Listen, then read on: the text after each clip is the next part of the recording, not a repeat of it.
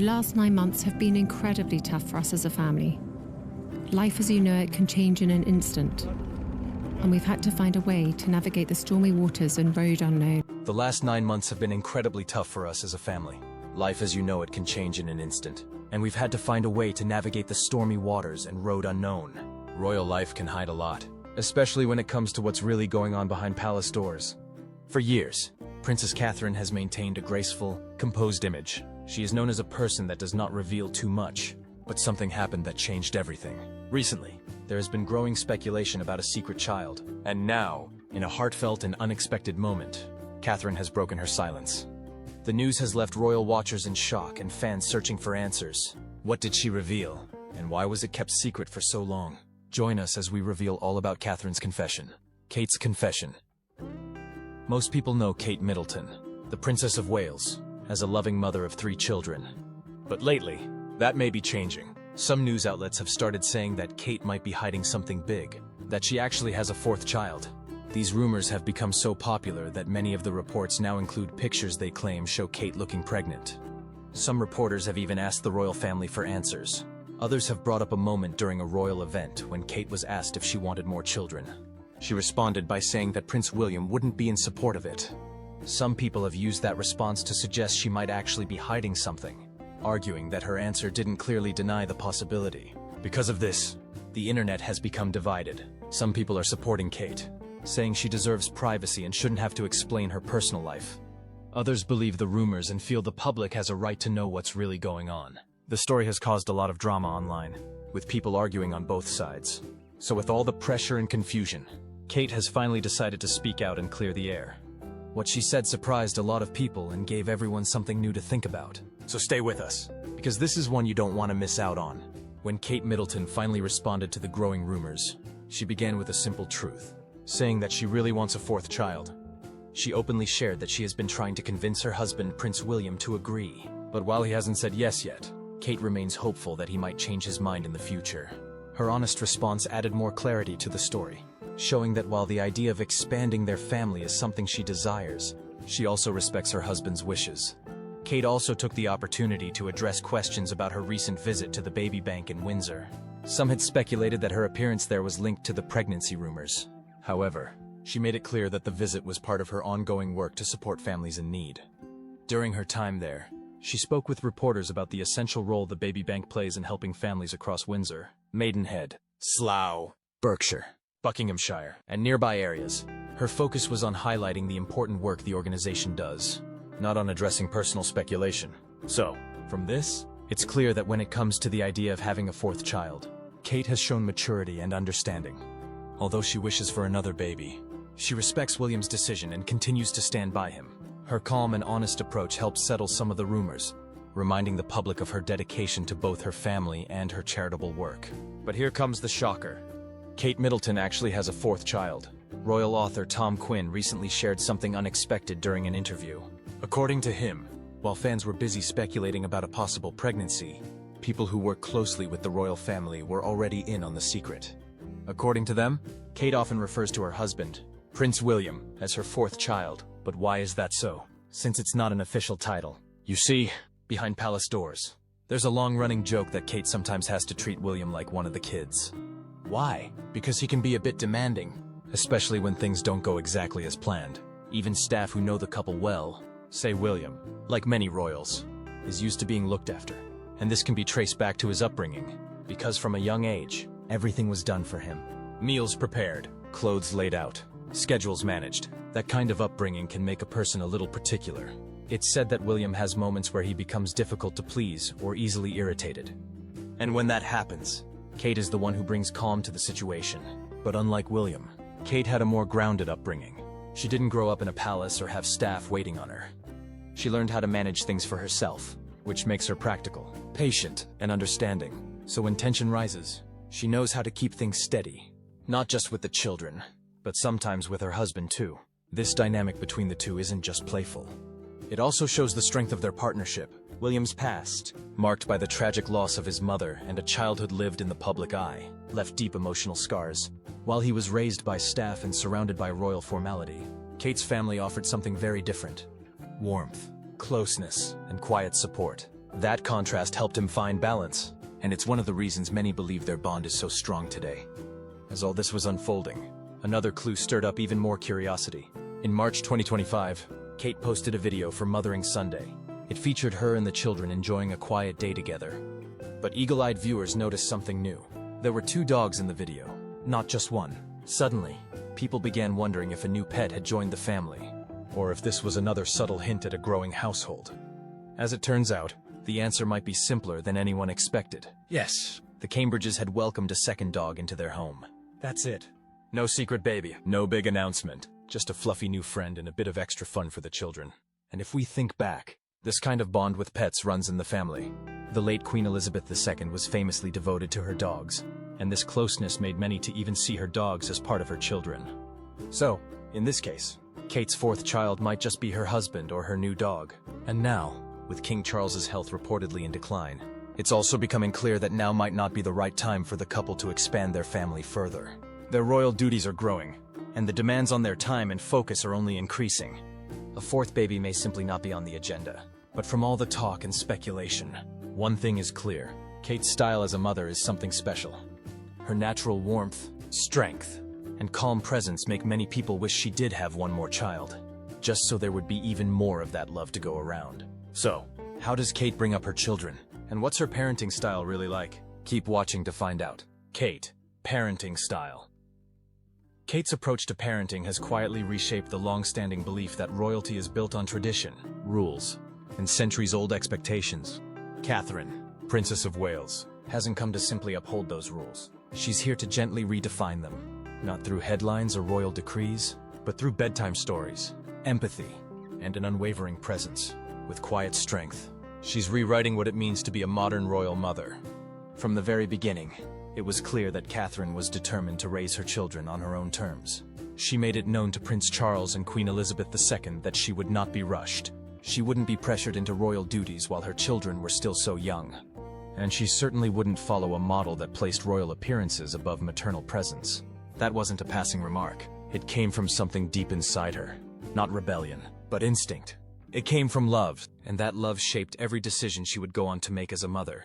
In fact, that belief guided not just how she raised her own children, but how she saw her role as a royal. Her early initiative, Shaping Us, wasn't just another charity scheme as many thought. It was a deeply personal project rooted in neuroscience and child development. Catherine wanted the world to understand what she already knew in her bones, that a child's early years lay the foundation for everything. Shaping Us reflected her values, her upbringing, and the parenting she was practicing every single day behind palace walls. But this quiet philosophy showed itself in ways beyond the official. In 2016, when Prince George began attending Westacre Montessori School near the family's country home, Hanmer Hall, it surprised many. It wasn't a grand London prep school or some elite royal academy. It was a small local nursery tucked away in Norfolk, focused on exploration and individuality. Kate Middleton, who had studied early childhood development and child psychology at university, understood the value of child-led learning. George's school was not chosen because of status. Rather, it was chosen because of the kind of nurturing environment it offered. Later, when Princess Charlotte enrolled at Wilcox Nursery School, Catherine made headlines for doing something entirely unexpected. Kate took the official first-day portrait herself. No media, no paparazzi, just a mother with a camera, capturing a private moment. And this wasn't an isolated gesture. Year after year, the public began to recognize Catherine's signature style.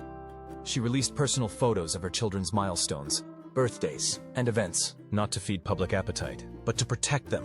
By controlling the narrative, she allowed the children to be seen on her terms, not the media's. But then came a moment that explained everything better. Stay tuned.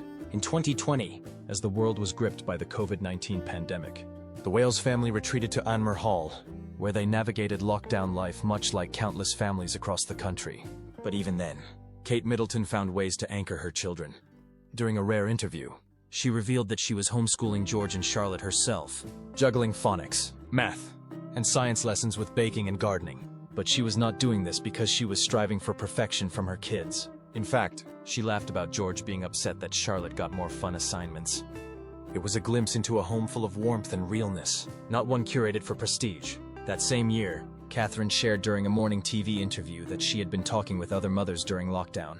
Through her work with parenting charities, she offered support, listened to their concerns, and tried to make sure they didn't feel alone. But what really caught people's attention was how honest she was about her own experience. When asked how things were going at home, she smiled and admitted it was difficult. That honesty was rare. For someone in her position, a senior royal, to openly admit that motherhood could be tough was something new. It stood out. It was a moment that made her feel more real, more relatable.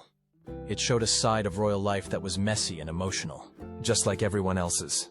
That moment stayed with people because it reminded them that even a princess can feel tired and overwhelmed. However, Prince William and his wife are preparing to move their family from the historic halls of Kensington Palace to the quieter, more secluded grounds of Windsor's royal estate. It's a move that speaks volumes, a cottage instead of a castle, privacy over prestige. A fresh start away from the public eye, and a space where their children can just be children. And this move is not a surprising one, because when you look closely, you will find out that Catherine's parenting style didn't appear out of thin air. She drew inspiration from her own upbringing under the care of Michael and Carol Middleton, a grounded, loving, and present family. Her childhood was filled with warmth, stability, and laughter. She never forgot that, and she was determined to give her children the same. But there's more to Catherine's approach than private homes and Montessori schools. Her parenting has often gone against what people expect from royalty. Sometimes quietly, sometimes boldly. Take, for instance, the family's very first official overseas tour to New Zealand and Australia in 2014. Traditionally, royal children were left behind during long international tours. It was seen as too tiring, too risky, or simply too unconventional to bring them along. But Catherine wasn't having it. Prince George, then just 9 months old, came with them. Not hidden away, but front and center. When the family landed in Wellington, George was carried down the plane steps by his mother, smiling and bundled up in her arms. There were public playdates, gentle moments shared with other babies, and photographs that felt less like diplomacy and more like snapshots from an ordinary young family's album.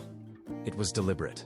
Catherine wanted her children to be part of her life, not separate from it. And from that moment, it was clear she would not be raising royal children from behind velvet ropes. It didn't stop there. As the children grew, so did Catherine's quiet reshaping of what it meant to be a royal parent. One morning in 2017, commuters and parents at Thomas's Battersea, a private school in London, saw something unusual. Prince William himself, casually walking his son to his first day of school. No security entourage, no grand procession, just a dad holding his son's hand. It was unexpected, and, while William received the spotlight that day, insiders quietly confirmed what many suspected. Catherine was the one who had pushed for that normalcy, insisting that school drop-offs and pickups were not beneath them. They were part of parenting, part of being present. And even when royal obligations pulled one parent away, the other stepped in, just like any couple trying to make it work. Again and again, Catherine made it clear, real life comes first. It's not just a philosophy, it's a practice.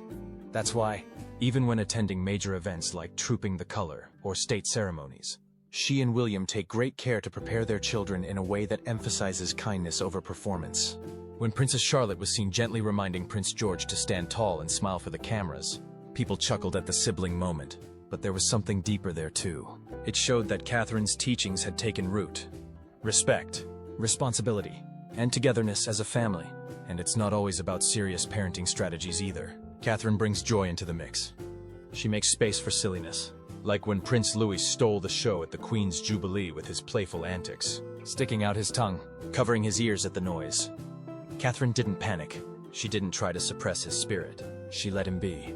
She responded with warmth and patience. And what people saw wasn't a perfectly controlled child. It was a mother allowing her son to be himself, even in the glare of the world's cameras.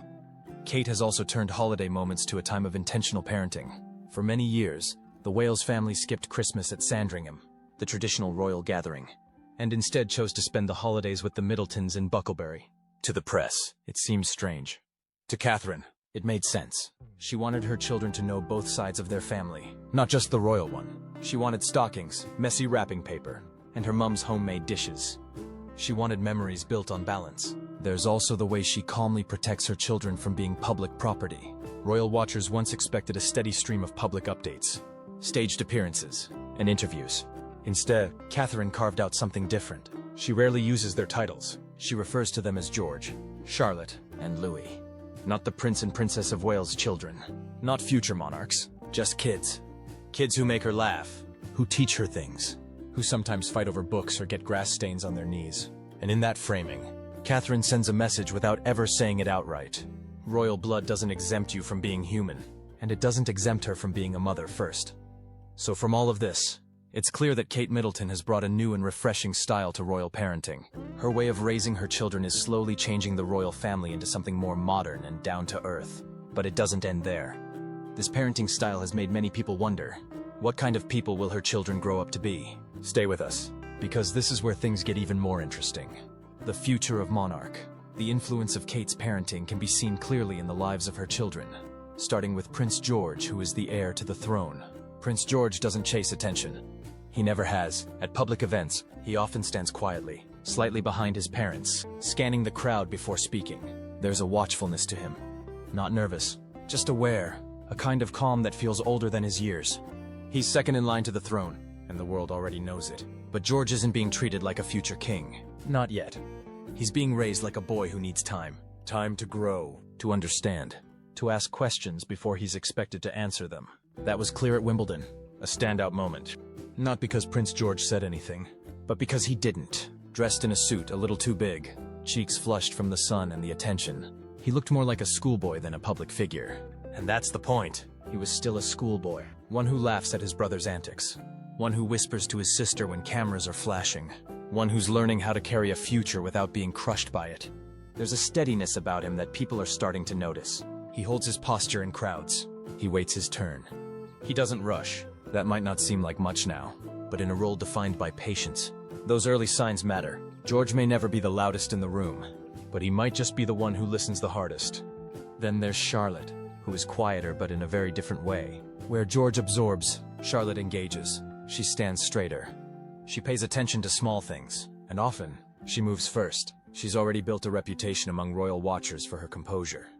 At the late Queen's funeral, it was Charlotte who gently reminded George when to bow. At Easter and other royal outings, it's Charlotte who often leads Louis by the hand. She doesn't do this with a fuss or with authority, just with quiet assurance. Charlotte also helps at home. She reads to her younger brother. She feeds the dog. None of these things are extraordinary on their own, but together, they show something bigger. A girl who's being trusted to contribute, even now, in small but meaningful ways. But in applying to Charlesford, it is very much about a title with a future. Some have drawn comparisons to Princess Anne, someone who never needed a throne to become one of the most reliable members of the royal family. Charlotte, too, seems to understand the value of simply showing up, paying attention, and doing the work. She's not being told what to be. She's being allowed to become one. And finally, there's Louis, the youngest, the wild card, the one who bounces, waves, claps, pulls faces, and makes the whole country smile without trying. It's easy to see Louis as the comic relief, but that would be missing what's really going on. Because under the cheeky grins and sudden moves is a child who's fully present, always feeling, always reacting, always alive in the moment. At the Queen's Jubilee, Prince Louis couldn't sit still. At Trooping the Color, he danced. And instead of being scolded, he was gently steered. A whisper from Kate here, a guiding hand there. This was not discipline. Exactly. This was simply giving direction. The kind that lets energy exist without letting it overwhelm the space. Louis might not grow up to carry the crown, but he'll carry something else. A kind of lightness the monarchy hasn't always had. His playfulness, his openness, even his unpredictability could be the very thing that helps the institution evolve. Because when the world feels heavy, the ones who bring joy matter too. And joy is something Louis brings in buckets. Now it's clear that Kate is not just raising royal children. She's shaping the future. So even though some still hope for a fourth Wales baby, thinking a larger royal family might echo the strength of Queen Elizabeth's era, Kate is showing the world something different. It's not about numbers. It's about nurture. Because sometimes raising fewer children with more intention can build something even stronger. What are your thoughts about Kate's confession on the fourth baby saga? How do you view her approach to parenting? And what kind of impact do you think it might have on the next generation, both within the royal family and beyond? Let us know in the comments below. Remember to like, share, and subscribe for more. Also, click the next video shown on your screen. You'll enjoy it.